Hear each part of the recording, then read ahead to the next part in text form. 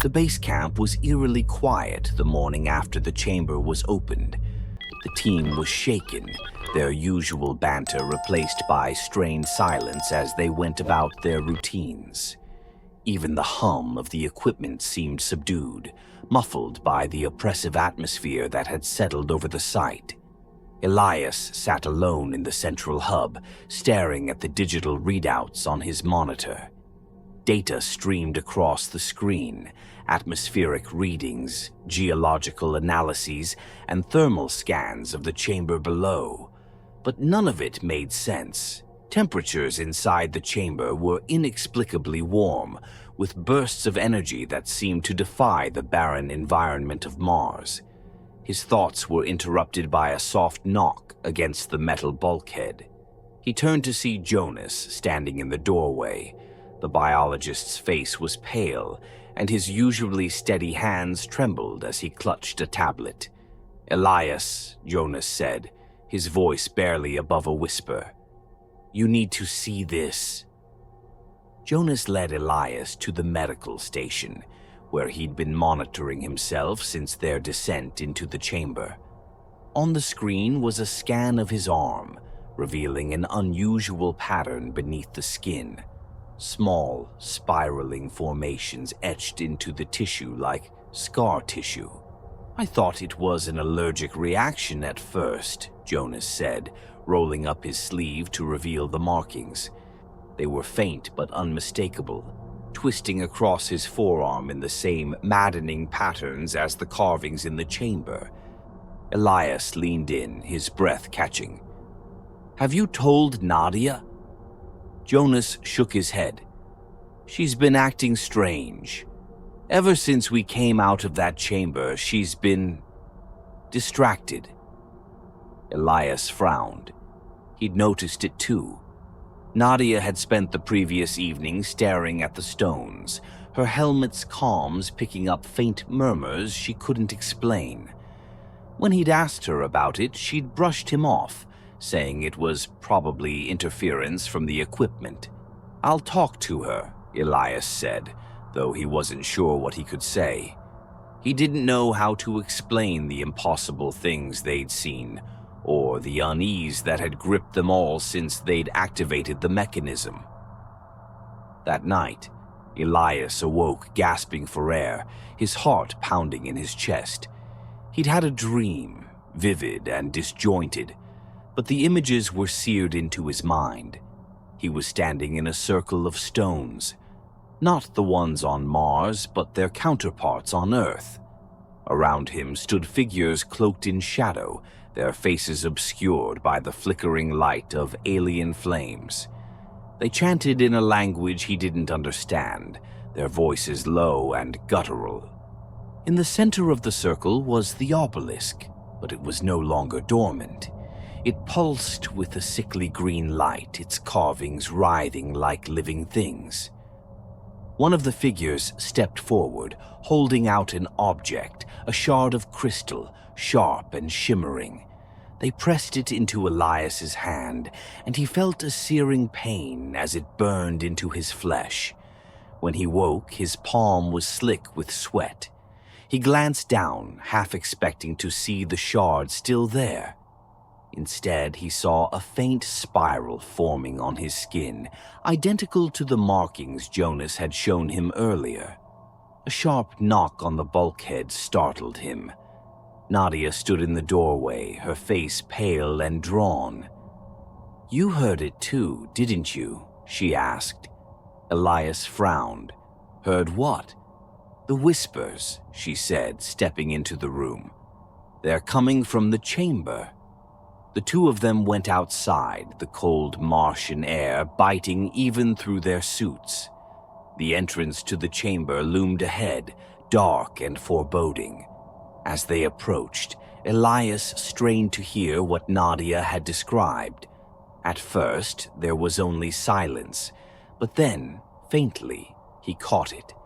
A soft, rhythmic murmur, like voices speaking just out of reach. "It's not interference," Nadia said. "It's coming from the walls." Elias shone his flashlight into the chamber. his beam cutting through the darkness. The carvings on the walls seemed to shimmer under the light, the spirals writhing like they were alive. The whispers grew louder, resolving into fragmented words that Elias couldn't understand but felt in his bones. "Do you hear them?" Nadia asked, her voice trembling. "They're calling to us."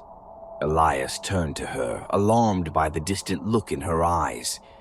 "You need to step back, Nadia." She didn't move. Her gaze was fixed on the chamber, her hands trembling as if resisting some invisible force. Finally, she turned to Elias, her face etched with fear. "I think we've woken something up." The following morning, Jonas was missing.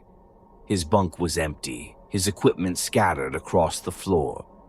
Elias and Nadia searched the camp, calling his name, but there was no response. When they checked the cameras, they saw him walking toward the chamber in the dead of night. His movements slow and deliberate, as if in a trance. Elias led the search party into the chamber, but there was no sign of Jonas. The carvings on the walls seemed brighter, their spiraling patterns almost glowing. The whispers had grown louder, more distinct, though still impossible to understand. Elias felt them pressing against his mind, filling his thoughts with fragmented images. His ancestors, the obelisk, and the creature carved into its surface. Nadia stumbled back, clutching her head. "It's too loud," she said, her voice cracking. "Make it stop." Elias pulled her out of the chamber, his own mind reeling. As they emerged into the sunlight, Nadia collapsed to her knees, sobbing. "It's not just Jonas," she said. "It's all of us. We're connected to it now." By the end of the day, Elias noticed the spirals on his own skin had grown darker, spreading across his arm like an infection. The dreams came more frequently now, each one more vivid and horrifying than the last. He saw his ancestors again, their faces gaunt and hollow, their eyes filled with despair as they chanted around the obelisk.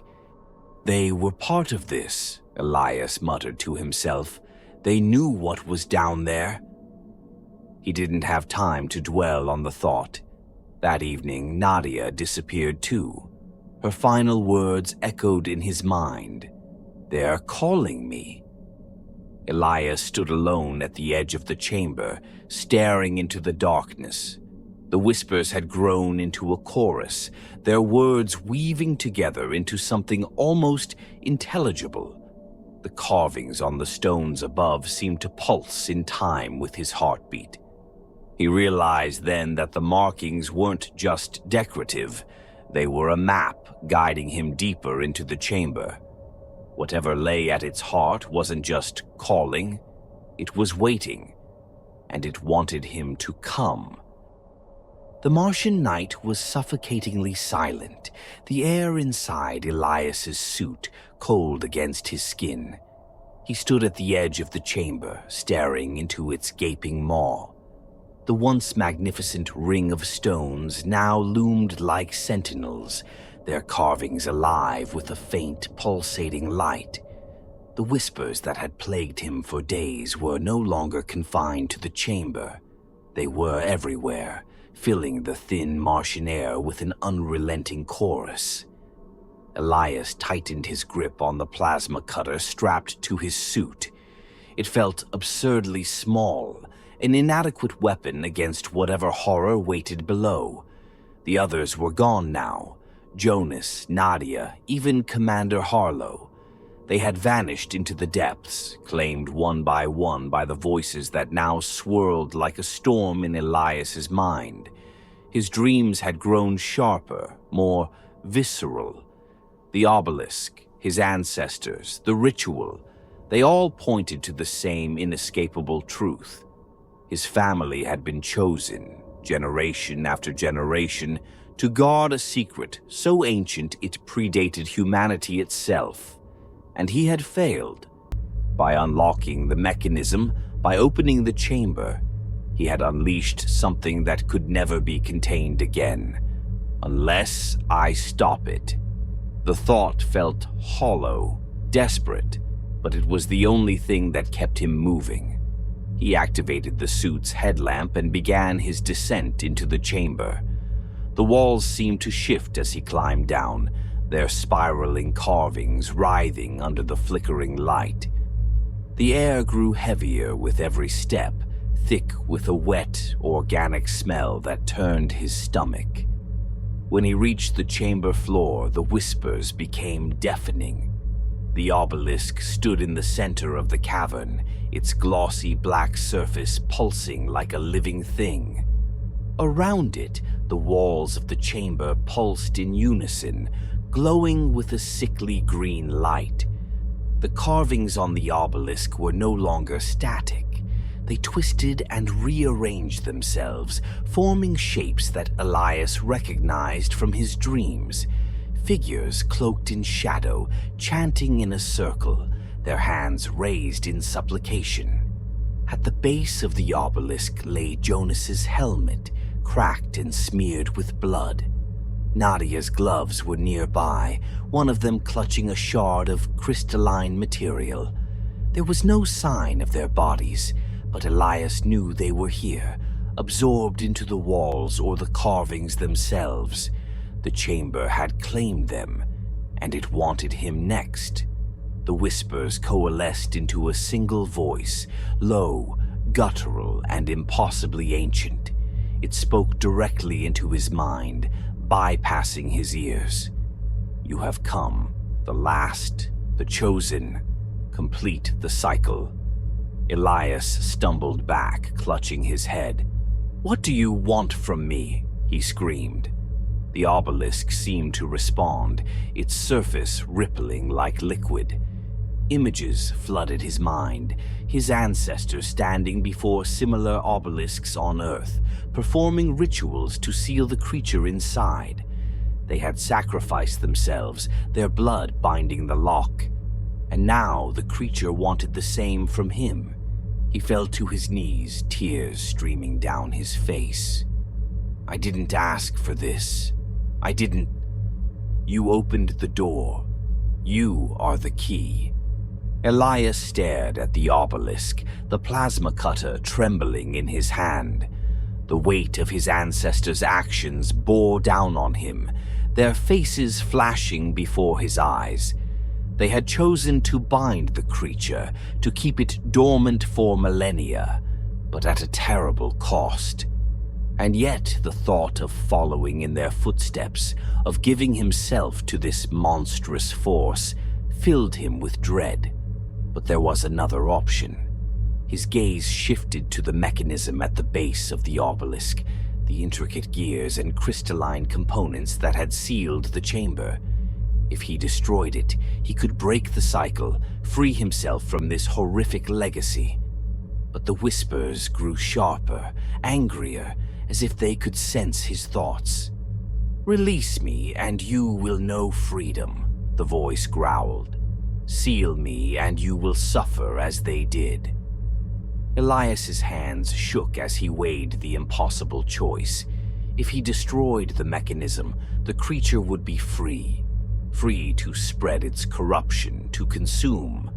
But if he performed the ritual, he would bind it once more, at the cost of his own life and sanity. He stepped toward the obelisk, its carvings swirling in agitation. His ancestors appeared again in his mind's eye, their voices now a chorus of pleading. Do what we could not. End this forever. Elias dropped to his knees before the obelisk. The plasma cutter clattered to the ground. His ancestors' faces blurred with those of his team. Jonas, Nadia, Harlow, all of them lost to this nightmare. He couldn't let it spread further. He couldn't let their sacrifices be in vain. With trembling hands, he reached for the shard Nadia had left behind. It pulsed with a faint green light, its edges sharp and unforgiving. The obelisk responded, its carvings glowing brighter, the voice in his mind now a roar of approval. Yes, yes, complete the cycle. Elias raised the shard to his chest, its tip hovering over his heart. He closed his eyes, bracing for the inevitable, but his mind filled with images of Earth, of the people he had left behind, unaware of the danger he had unleashed. "I'm sorry," he whispered. "I hope this is enough." With a single fluid motion, he drove the shard into his chest. Pain exploded through his body, white-hot and consuming. The chamber erupted in light, the walls quaking as the spiraling carvings blazed with energy. The whispers turned to screams, the voice of the creature howling in rage as the binding took hold. Elias felt his life slipping away, his blood pooling at the base of the obelisk. The carvings absorbed it greedily, their spirals tightening and locking into place. The walls stopped writhing, their glow dimming as the chamber returned to stillness. The last thing Elias saw was the obelisk, now dark and dormant, its carvings frozen in place. The chamber was silent, the whispers gone. The creature was sealed once more. On the surface, the stones stopped glowing. The mechanism shut down, its gears grinding to a final halt. The Martian desert was quiet again, the wind sweeping away the last traces of the team's presence. And far beneath the surface, Elias's body lay crumpled at the base of the obelisk, his blood the final key to a lock that might never be opened again. But the carvings, silent, motionless, seemed to shimmer faintly in the darkness, as if waiting for the next one to come.